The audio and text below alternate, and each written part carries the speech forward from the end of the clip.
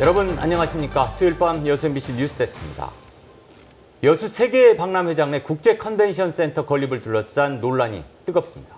사실상 2022년 COP UN 국제회의 유치 이전까지 건립이 어려워지면서 대처 방안을 놓고 시각이 엇갈리고 있는 건데요.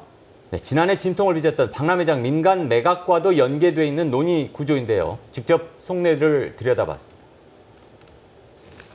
전라남도가 여수 세계 박람회장에 대규모 국제 컨벤션 센터 건립 계획을 제시한 건 지난해 5월. 하지만 7개월째 진척이 없습니다. 국비 확보 단계에서 발목이 잡힌 겁니다. 설상가상으로 정부가 컨벤션 건립 사업을 지방으로 이양하면서 2022년 총회 이전에 국비 건립이 사실상 불가능해진 상황입니다. 현재 저희가 COP 관련해가지고는 당시 컨벤션 센터 건립 이후에 COP를 유치한다는 건 저희가 시간적으로 조금 불가능하지 않냐 이렇게 보고 있고요.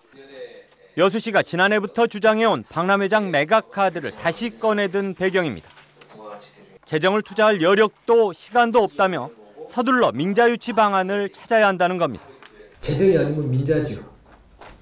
그래서 민간 투자를 통해서라도 최대한 22년까지 컨벤센터 건립을 하는 것을 목표로 해보자.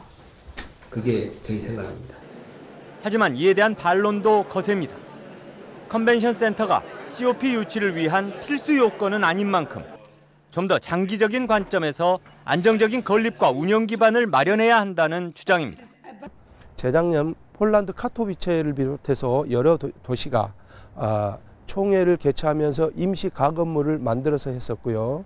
또 칠레 산티아고도 당초 가건물을 이용해서 회의를 개최하고자 했던 내용을 중심으로 준비를 했었던 사례가 있습니다. 이런 점들을 고려한다면 시사한 바가 있다고 생각을 합니다. 전라남도도 당장 민자유치를 추진하는 것은 성급하다고 보고 있습니다. 정부 재정 확보 가능성을 끝까지 검토한 뒤 민자를 타진하더라도 보다 신뢰할 만한 대상을 찾아야 한다는 겁니다. 민자 유치를 좀 해보겠다. 이 여수시의 고민에 대해서 도는 어떤 입장을 갖고 계십니까?